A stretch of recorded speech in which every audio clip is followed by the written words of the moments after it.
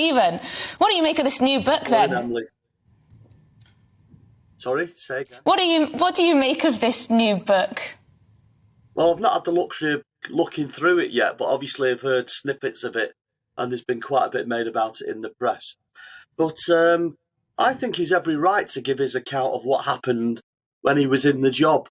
But even though it doesn't fit the narrative of the mainstream media, they really don't like it, him having his say. So I just find it very bizarre, really. I think the best thing to do is people to buy the book, read it, and make up their own minds.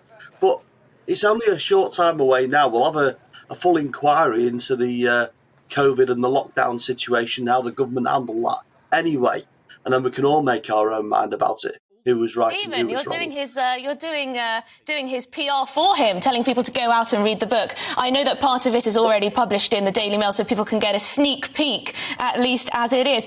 My concern is that we're going to get sort of half-truths, sort of in a Meghan and Harry style. He's going to be expressing his truth, sort of trying to manipulate public opinion before that inquiry reveals all. Well, I think he's every right to do that. And as I say, it doesn't fit the narrative of some of the mainstream media, and they really don't like this.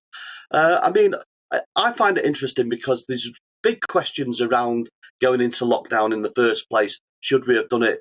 And we're finding things out now as bits of information drip through that maybe we shouldn't have gone in so soon. But don't forget, at the time, all eyes were on each country around Europe was watching each other, who was going to make the first move. Italy went into lockdown first. We had all them terrible things happening in Spain. And people didn't know which way to turn. It was a very difficult situation. He was at the helm of all this at that time. And he's being criticised from every side for going into lockdowns, for not doing enough, having an affair, all these different little things. So he's got his little... It's still his world, and the world according to Matt Hancock at that time. You can't really dispute it.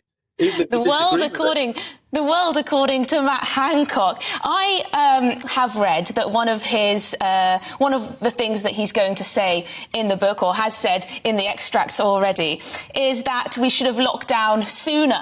And that was one of his major regrets. Now, that, of course, will upset many people watching this show today who were extremely anti-lockdown. As you say, this certainly won't appeal to all, will it? Well, no. Well, we had Dan Wootton last night on his show criticising Matt Hancock because he was one of the people who didn't want any lockdown whatsoever. And, I could share that view a little bit. I mean, I spoke to many people. And at the time, the mainstream media had this narrative that we must have a lockdown. All the experts that were getting in were all saying the same thing.